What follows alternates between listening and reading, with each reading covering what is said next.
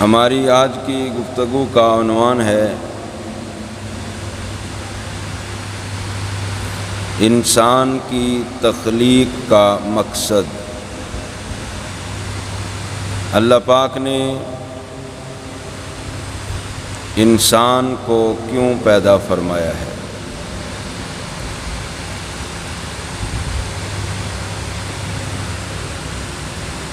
میں نے جو خطبہ کے اندر آیت تلاوت کی ہے، اللہ پاک نے اس آیت میں مخلوق کی دو قسموں کا ذکر کیا ہے، جن اور انسان۔ فرمایا وما خلقت الجن والانس، اور ہم نے نہیں پیدا کیا جن اور انسان کو الا لیعبدون، مگر عبادت کے لیے۔ یعنی جن اور انسان یہ مخلوق کی دو قسمیں ہیں۔ جنوں کی تعداد زیادہ ہے، ملائکہ بھی اس میں شامل ہیں، اس لیے جن کا ذکر پہلے کیا، انسان کا بعد میں۔ جنوں اور انسانوں کو اللہ پاک نے اپنی بندگی، اطاعت، فرما برداری کے لیے پیدا کیا ہے۔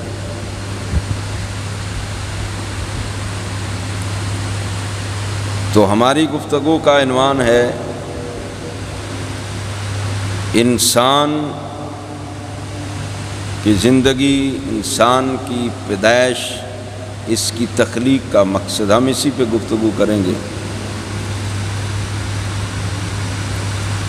انسان کو اللہ پاک نے اپنی بندگی اور اطاعت کے لیے پیدا کیا ہے۔ انسان کو اللہ پاک نے اشرف المخلوقات بھی بنایا ہے۔ باقی جتنی بھی مخلوق ہے نا، اللہ پاک کے علاوہ سب مخلوق ہے، یہ آسمان، زمین، جنت، دوزخ، حیوان، یہ درخت، پہاڑ، یہ سب اللہ کی مخلوق ہے۔ یہ ان کی تخلیق کس طرح ہوئی ہے؟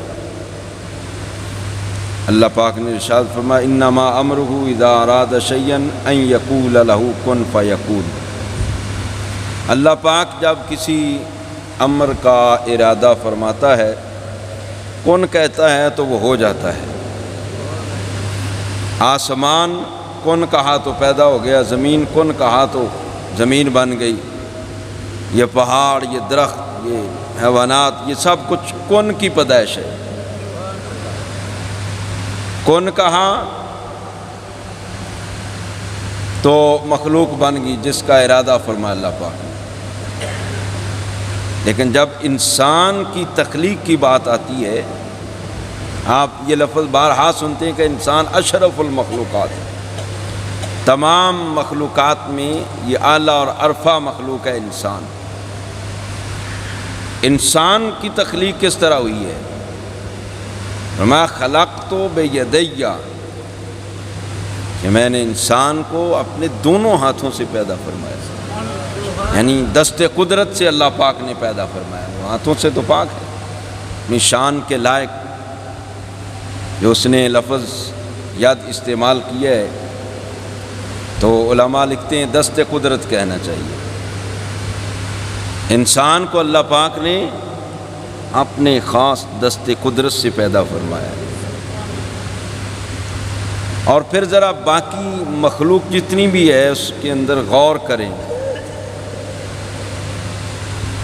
کہ کسی کی تخلیق کا اللہ پاک نے ایسے ذکر نہیں کیا جس طرح انسان کی تخلیق کا ذکر کیا۔ فرمایا لَقَدْ خَلَقْنَا الْإِنسَانَ فِي أَحْسَنِ تَقْوِيمٍ۔ یہ انسان ہے کہ جس کو فرمایا ہم نے اس کو احسن تقویم پہ پیدا فرمایا، خوبصورت۔ علماء لکھتے ہیں اس کا معنی یہ ہے کہ اللہ پاک کو جو صورت پسند تھی نا، اللہ پاک نے اس میں انسان کو پیدا فرمایا ہے۔ اس کا مطلب یہ انسانی صورت اللہ کی پسندیدہ صورت ہے۔ باقی عرض کیا نا کہ وہ شان کن کا اظہار ہے اللہ کی جتنی مخلوق ہے، لیکن جب یہ انسان تیار ہوا، جناب آدم علیہ السلام کا جب جثہ تیار ہو گیا، صرف انسان کو اللہ پاک نے شان بخشی ہے۔ قرآن مجید کے اندر بے شمار مقامات موجود ہیں، فرمایا وَنَفَخْتُ فِيهِ مِن رُوحِي، فرمایا انسان کہ ہم نے اس میں اپنی روح کو پھونکا ہے، بنایا بھی دست قدرت سے، اور روح بھی اس کے اندر اللہ پاک نے خود پھونکی ہے۔ یہ انسان کی تکریم ہے، اس کی عزت اور اس کا احترام ہے۔ پھر فرمایا وَلَقَدْ کَرَّمْنَا بَنِی آدم، ہم نے اولاد آدم پر عزت اور تکریم کا تاج رکھا ہے۔ اب عزت اور تکریم کا تاج کس طرح ہے اس کے سر پر؟ آپ ذرا باقی مخلوقات کو دیکھیں، غور کریں، بڑے بڑے جناب جانور ہیں، ان کے چہرے زمین کی طرف جھکے ہوئے ہیں، وہ اچھے برے کی تمیز نہیں ہے، جو آیا کھا لیا۔ لیکن انسان، اللہ پاک نے اس کو عقل عطا فرمائی، شعور عطا فرمایا، ادراک، فہم عطا فرمایا، اور پھر کس خوبصورت انداز ہے اس کا، اس کے چلنے پھرنے کا۔ یہ سرو قد ہے، یعنی سیدھا ہے، دو ٹانگوں پہ یہ چلتا ہے، اور یہ دو جو بازو ہیں اللہ پاک نے، ان کے ساتھ بندہ کتنا اللہ کا شکر ادا کرے کہ اللہ پاک نے انسان کو کتنی کتنی نعمتیں عطا فرمائی۔ اگر کوئی غریب آدمی اپنی شخصیت میں غور کر لے نا، غریب آدمی اپنے آپ کو دیکھے اور کسی امیر آدمی کو بھی دیکھ لے کہ اس کی بھی دو ہی آنکھیں، اس کی بھی دو ہی آنکھیں، نظر اس کو بھی اتنا آتا ہے، اس کو بھی اتنا آتا ہے، دو ہاتھ ہیں، دو پاؤں ہیں، جسم ہے، سارے اعضاء میں یہ برابر ہے۔ تو غریب آدمی ہے، وہ اگر اس نعمت کو سمجھ جائے، اس کے دل کے اندر یہ احساس پیدا ہو جائے کہ اللہ پاک نے مجھے بالکل امیر کے برابر رکھا ہوا ہے۔ باقی یہ رزق کا مسئلہ ہے، وسعت اور کشادگی کا مسئلہ ہے، تو یہ اللہ پاک کی حکمتیں ہوتی ہیں، بے شمار حکمتیں ہیں۔ اللہ پاک نے ایک بیان بھی فرمائی ہے وَلَوْ بَسَطَ اللَّهُ الرِّزْقَ لِعِبَادِهِ لَبَغَوْا فِي الْأَرْضِ، اگر سب کو اللہ پاک برابر رزق دے دیتا نا تو پھر زمین میں بغاوت پھیل جانی تھی، یعنی کوئی غریب ہے ہی نہیں، ہر بندہ تکڑا ہے، تو ایک دوسرے کے ساتھ یہ جناب دنگا فساد کرتے، لڑائیاں کرتے، کوئی کسی کو کچھ سمجھتا ہی نہ۔ نظام قدرت ہے، اس نے کسی کو تھوڑا دیا، کسی کو زیادہ دیا ہے، یہ علیحدہ مسئلہ ہے۔ آپ دیکھیں کہ انسان کی تخلیق میں اللہ پاک نے غریب اور امیر کو برابر رکھا ہے، اس لیے غریب کو بھی ہر حال میں اللہ کا شاکر اور صابر رہنا چاہیے کہ مولا میرے جسم کے اعضاء، ایک ایک عضو جو ہے مولا میں اس کا بھی شکر ادا نہیں کر رہا۔ لیکن غریب بھی سانس لیتا ہے، امیر بھی سانس لیتا ہے، وہ بھی لقمہ منہ میں ڈالتا ہے، غریب بھی منہ میں ڈالتا ہے، اس کے بھی دانت ہیں، زبان ہے، سارے اعضاء تو ایک جیسے ہیں نا۔ تو یہ اللہ پاک کی تخلیق، اور پھر انسان کے بارے میں فرمایا کہ ہم نے اس کو خوبصورت بنایا ہے، جو اللہ کو صورت پسند ہے اللہ پاک نے اس صورت پہ اس کو پیدا فرمایا ہے، طرح طرح کی اس کو نعمتیں عطا فرمائی ہے۔ اب ایک اور بات، اللہ پاک نے انسان سے پہلے یہ ساری جو ہے نا مخلوق اس کو تخلیق فرمایا ہے، آسمان، زمین، پانی، ہوا، یہ ساری جو چیزیں ہیں زمین کے اندر جو معدنیات ہیں، خزانے ہیں، سبزہ ہے، یہ انسان کی تخلیق سے پہلے پیدا ہوئے، سورج، یہ چاند۔ اب آپ نے اس پہ غور کرنا ہے کہ انسان، اس کا مقام کتنا بڑا ہے اور کتنا اونچا ہے۔ انسان سے پہلے اللہ پاک نے آسمان پیدا کیا، زمین پیدا کی، اس میں فصلیں اگائیں، اور پھر جناب اس لیے تو آدم علیہ السلام کو فرمایا نا زمین پر جاؤ، کھیتی باڑی کرو۔ اس مطلب ہے وہاں پر تصور پہلے موجود تھا، انسان کی تخلیق سے پہلے زمین پیدا ہو چکی ہے۔ سورج، چاند، ستارے، یہ سب کچھ انسان کی تخلیق سے پہلے پیدا کیے۔ کیوں؟ سب کچھ پیدا کر لیا، پھر انسان کو پیدا کیا، پھر فرمایا وَلَكُمْ فِي الْأَرْضِ جَمِيعًا، انسان یہ جو کچھ بھی میں نے زمین میں پیدا کیا یہ تیرے لیے ہے۔ یعنی ادھر ایک اشرف المخلوقات اس کو بنایا کہ احسن صورت پہ پیدا فرمایا، اور پھر باقی مخلوقات کو پیدا کر کے زمین کے اندر طرح طرح کے خزانے رکھ کے اور طرح طرح کی غذاؤں کا اہتمام کر کے فرمایا انسان یہ سارا کچھ تیرے لیے ہے۔ اس کا مطلب کیا ہوا؟ جہاں یہ اشرف المخلوقات ہے نا، وہاں پر یہ مخدوم کائنات بھی ہے انسان۔ مخدوم کون ہوتا ہے؟ جس کی خدمت کی جائے۔ یہ رات اور دن کا آنا یہ انسان کے لیے، اللہ پاک نے اس کے راحت کے لیے، آرام کے لیے رات کو بنا دیا، اپنی معاشی زندگی کو بہتر کرنے کے لیے دن بنایا، فرمایا اس کے اندر روزی کماؤ، رزق کماؤ، محنت کرو، مشقت اٹھاؤ، دن کے اندر تم کام کرو، رات کو آرام کرو۔ دن اور رات کس لیے ہوئے؟ انسان کی خدمت کے لیے۔ سورج چڑھتا ہے تو انسان کے لیے، چاند چڑھتا ہے تو انسان کی خدمت کے لیے۔ اسی طرح زمین کے اندر جو کچھ بھی خزانے چھپے ہوئے ہیں یہ کون استعمال کر رہا ہے؟ تیل کون استعمال کرتا ہے؟ لوہا، تانبا، سونا، چاندی، ہیرے، جواہرات، یہ سب انسان ہی استعمال کر رہا ہے نا۔ حیوان کو تو قدر ہی نہیں، اس کے گلے میں ہیرا ڈال دیں یا موتی ڈال دیں، ایک ہی بات ہے نا۔ تو یہ جو کچھ زمین میں ہے یہ انسان کے لیے، اور زمین کے جو کچھ اوپر ہے، جو کچھ زمین اگا رہی ہے فصلیں، یہ بھی انسان کے لیے۔ جانور پھرتے ہیں تو انسان کے لیے، جانوروں کا دودھ استعمال کرتا ہے، گوشت استعمال کرتا ہے، کاروبار کرتا ہے، تو گویا یہ سب کچھ انسان کے لیے۔ اللہ نے فرمایا وَلَكُمْ فِي الْأَرْضِ جَمِيعًا، زمین کے اندر جو کچھ بھی ہے وہ تمہارے لیے ہے۔ تو اب سمجھ آئی، انسان مخدوم ہے، باقی ساری مخلوق خادم ہے، اور ہر مخلوق جو ہے وہ اپنی جو اس کی ڈیوٹی ہے اس کو پوری کر رہی ہے۔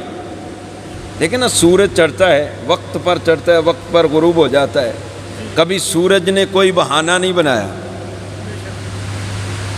کوئی عذر نہیں پیش کیا کہ آج ہماری طبیعت ٹھیک نہیں ہے، ہم نہیں نکلیں گے، ہمیں بخار ہو گیا ہے، ہم آج باہر نہیں آئیں گے، کبھی بہانہ نہیں۔ رات کبھی دن کے آڑے نہیں آئی کہ آج ہم دن ہونے ہی نہیں دیں گے، یا دن نے کہا ہو کہ آج ہم رات آنے ہی نہیں دیں گے۔ سورج کی جو ڈیوٹی ہے وہ پوری کر رہا ہے، رات کی جو ڈیوٹی وہ بھی پوری ہو رہی ہے، دن کی جو ڈیوٹی ہے وہ بھی پوری ہو رہی ہے۔ زمین کی جو ڈیوٹی لگی ہوئی ہے، زمین اپنی ڈیوٹی پوری کرتی ہے۔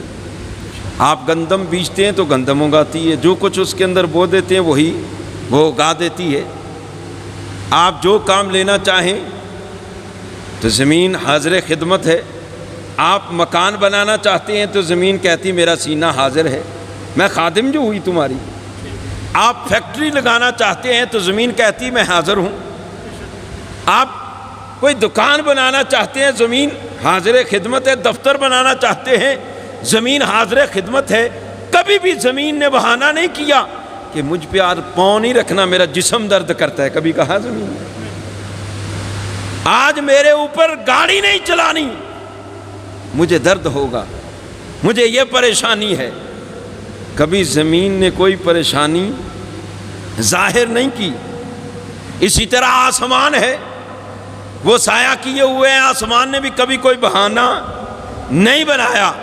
یعنی ہر مخلوق جو ہے، جو اس کی ڈیوٹی ہے وہ ڈیوٹی دے رہی۔ جانوروں کو اللہ پاک نے دودھ کے لیے، گوشت کے لیے پیدا کیا ہے۔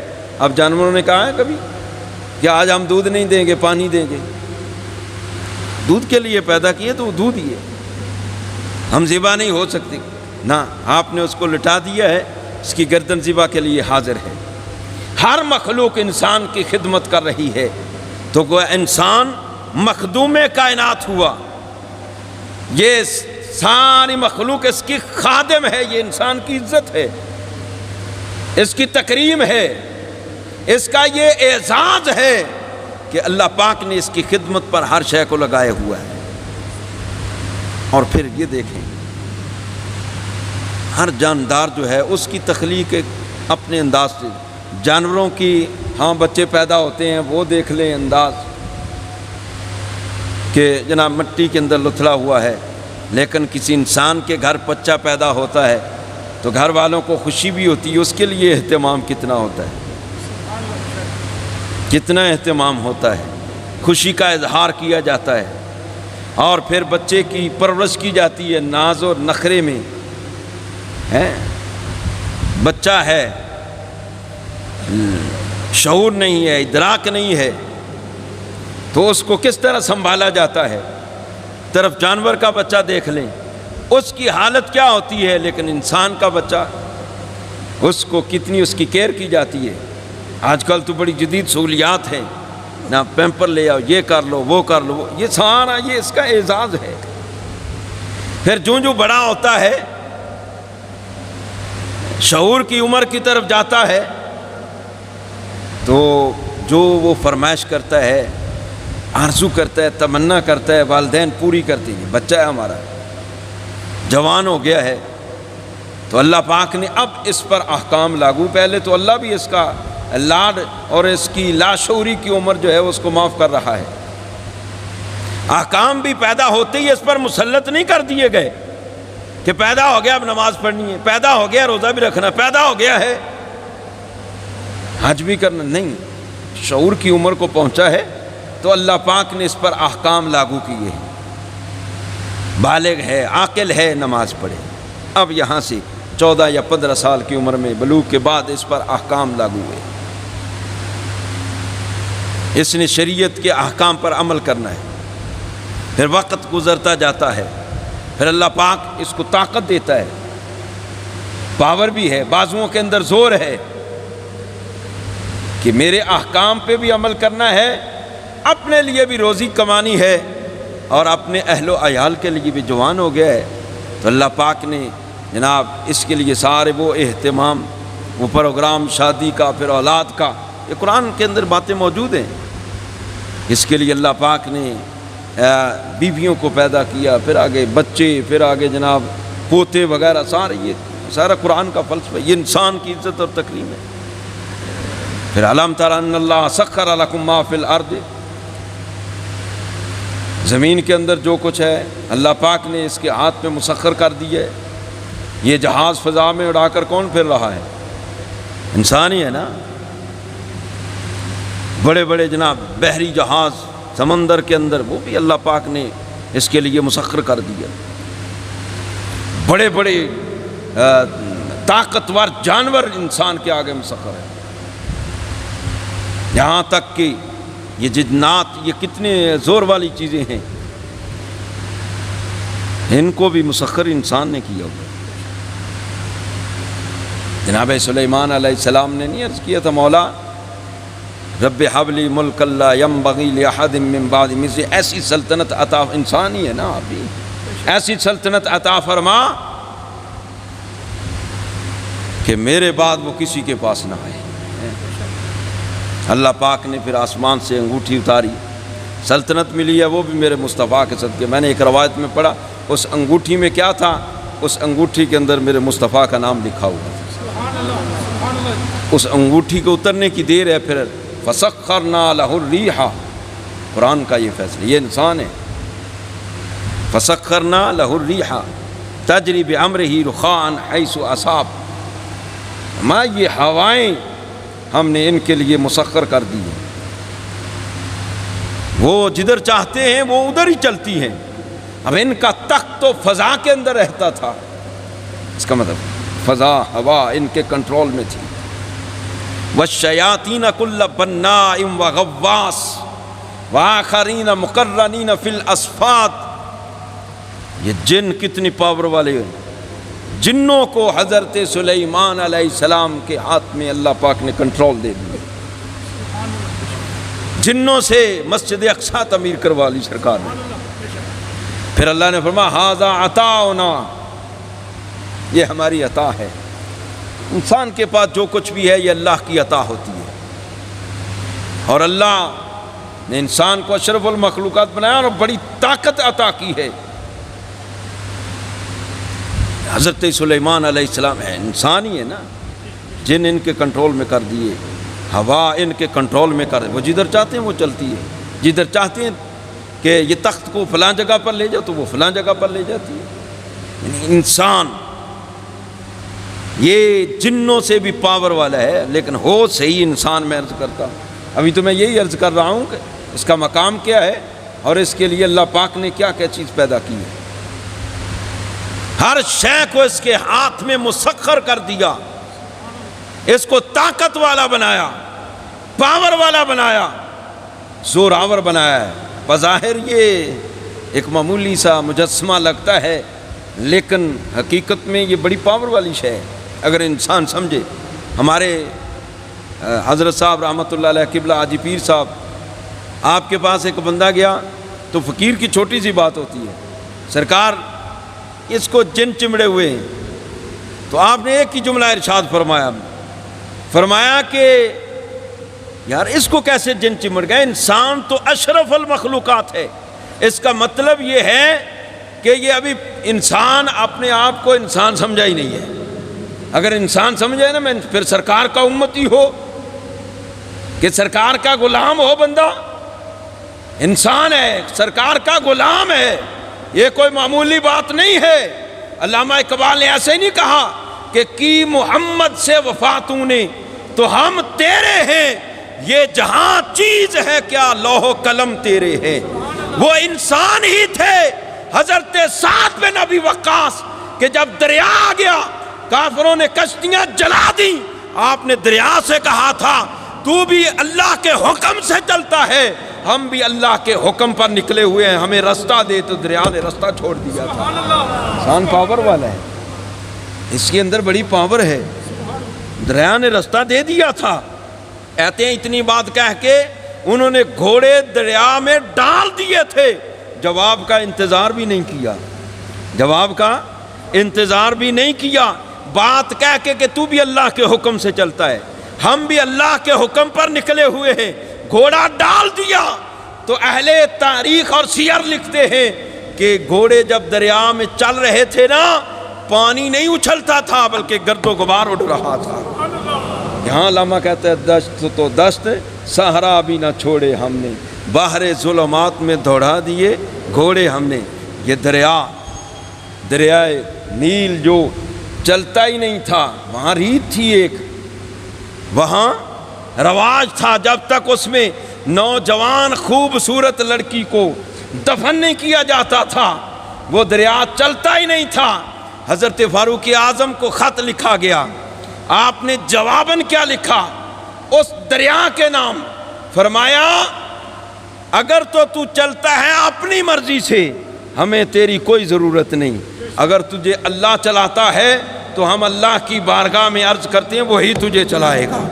کہتے ہیں رکا جب ڈال کے وہاں کے گورنر باہر آئے، پیچھے مڑ کے دیکھا تو دریا چل پڑا تھا۔ یہ انسان ہے، یہ انسان کی پاور بتا رہا ہوں، اس کی قوت اور زور۔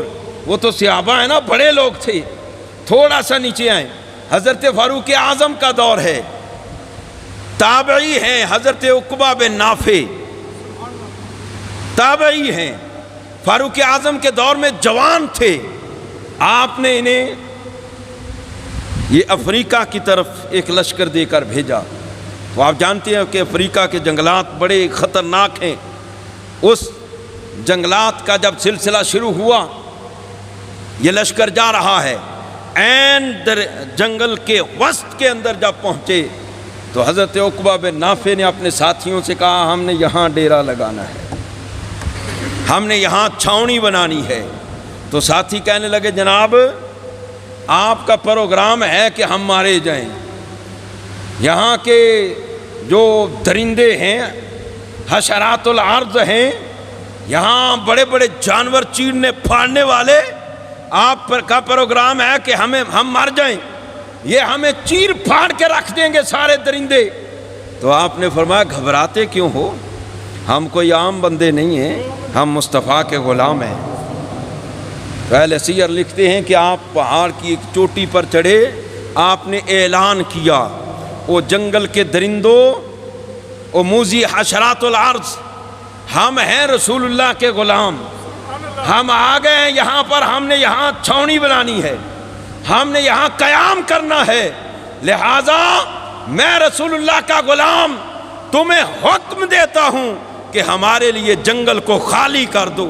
کہتے ہیں ایک دن کے اندر جب آپ نے اعلان کیا سارا جنگل، درندے، حیوانات، حشرات الارض وہ چھوڑ کر چلے گئے، جنگل خالی کر کے چلے گئے رسول اللہ کے غلاموں کے لیے۔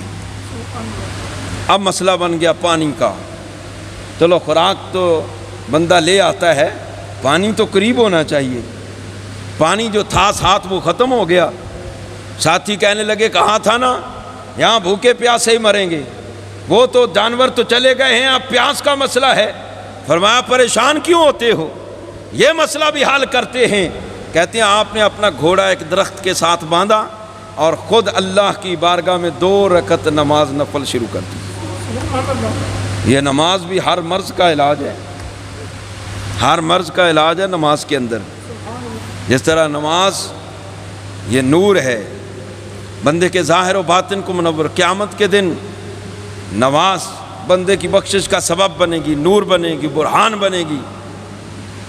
یہ نماز سے روحانیت حاصل ہوتی ہے، بندہ مومن کی معراج ہے۔ اسی طرح نماز پریشانیوں کا حل بھی ہے۔ سرکار جب بھی کبھی کوئی مشکل وقت آتا، کوئی پریشانی آتی تو سرکار نماز میں مشغول ہو جاتے تھے۔ اس لیے اگر کوئی پریشانی بن جائے، بجائے اس کے کہ 2 نمبر ڈبے کھڑبے پیروں کے پاس جانے کے، آپ مسجد میں آئیں یا گھر میں مصلی ڈال لیں، اللہ کے حضور کھڑے ہو جائیں، اللہ کی بارگاہ میں سجدہ ریز ہو جائیں تو اللہ پاک مشکل حل فرما دے گا۔ حضرت عقبہ بن نافع آپ نے 2 رکعت نماز نفل شروع کیے، نفل پڑھ کر ہاتھ دعا کے لیے اٹھائے تو علماء لکھتے ہیں ابھی آپ نے دعا مانگ کر ہاتھ چہرے پر پھیرے نہیں تھے کہ آپ کا جہاں گھوڑا بندھا ہوا تھا نا وہ اپنے سموں کے ساتھ زمین کو کرید رہا تھا، زمین کرید رہا تھا۔ دعا مانگ کر ہاتھ چہرے پر نہیں پھیرے تھے کہ جہاں گھوڑا سموں کے ساتھ زمین کو رید رہا تھا نا، اللہ پاک نے مجاہد فی سبیل اللہ کے گھوڑے کے قدموں کی برکت سے وہاں سے پانی کا چشمہ جاری کر دیا۔ یہ کی محمد سے وفاتوں نے تو ہم تیرے ہیں، یہ جہاں چیز ہے کیا لوح قلم تیرے ہیں۔ 2 باتیں میں نے عرض کی ہیں کہ ہر شے اللہ نے اس کی خدمت کے لیے، کس کی؟ انسان کی خدمت کے لیے پیدا کی، اور پھر انسان کو بڑی پاور، طاقت اور قوت عطا فرمائی۔ پھر یار اس کی تخلیق کا بھی تو کوئی نہ کوئی مقصد ہوگا نا، تو اللہ نے فرمایا انسان کو صرف اور صرف ہم نے اپنی بندگی، عبادت، اطاعت، فرما برداری کے لیے پیدا کیا ہے۔ حضور کہتے ہیں زندگی آمد برائے بندگی، زندگی بے بندگی شرمندگی۔ اللہ پاک نے بندے کو زندگی بندگی کے لیے دی ہے، اطاعت کے لیے دی ہے۔ اگر بندے کی زندگی میں اللہ پاک کی فرما برداری نہیں، اس کی اطاعت نہیں، اس کی بندگی نہیں، اس کی بارگاہ میں عاجزی نہیں، انکساری نہیں، تواضع نہیں، یہ ایسے ہی اکڑا پھرتا ہے تو پھر یاد رکھو پھر مرتے ہوئے بھی شرمندگی۔ زندگی بے بندگی شرمندگی، زندگی بندگی کے بغیر شرمندگی ہے۔ دنیا تو بندے کی گزر ہی جائے گی، اور یار دنیا تو ہر کسی کی گزر رہی ہے، لیکن جس کی زندگی اللہ کی بندگی میں گزری، اس کو نہ مرتے ہوئے شرمندگی، نہ قبر میں شرمندگی، نہ حشر میں شرمندگی، نہ پل صراط پہ شرمندگی، نہ میزان پہ شرمندگی، نہ ہی حوض کوثر پر جب سرکار کوثر کے جام پلا رہے ہوں گے وہاں پر شرمندگی ہوگی۔ اور جس نے زندگی اپنی مرضی سے گزاری وہ ہر جگہ شرمندہ ہی شرمندہ ہوتا جائے گا۔